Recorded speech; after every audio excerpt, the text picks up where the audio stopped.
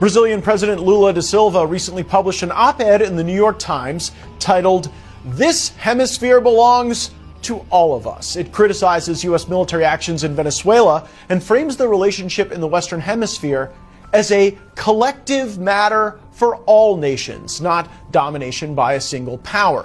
Lula calls the U.S. bombing of Venezuela and the capture of President Nicolas Maduro lamentable and says that unilateral force erodes international law and stability.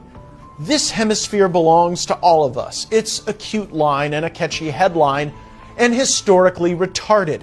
The Western Hemisphere already does belong to all of us, so long as you don't confuse sovereignty with impunity or cooperation with moral equivalence, all should be fine.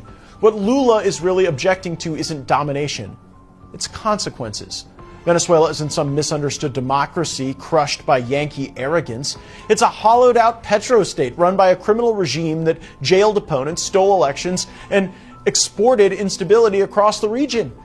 Calling pressure on that regime or the capture of Maduro imperialism is rhetorical laundering. Lula also pretends the United States is uniquely guilty of meddling, as if Russia, China, Iran, and other nations haven't been working on their own interests in the region. And transnational cartels have used the fact that borders have eroded as a basis to make the area their own playground. Apparently, the influence of those types of forces counts as multipolar cooperation, while American involvement, even diplomatic or economic, is somehow sinister by definition. This hemisphere belongs to all of us.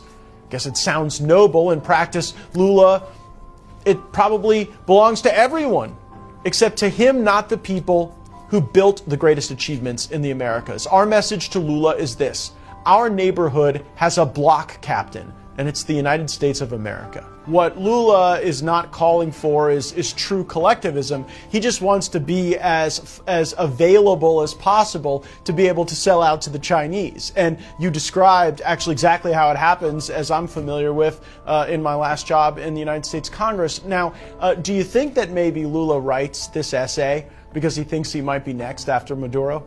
Lula does not have the brain power or the wit to write anything. He's illiterate. So the clowns surrounding him that wrote this op-ed, they are saying, oh, no. United States don't meddle with the issues in the South America and Central America.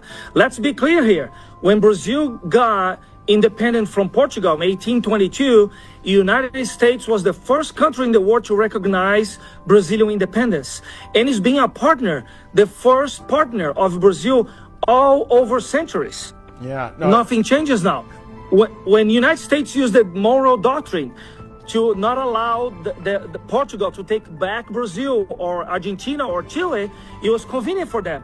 But now the United States wants to get rid of the narco-traffics and drug dealers and the socialists. Now it's no good. United States have to respect our sovereignty. Yeah. Very convenient, right? No, totally.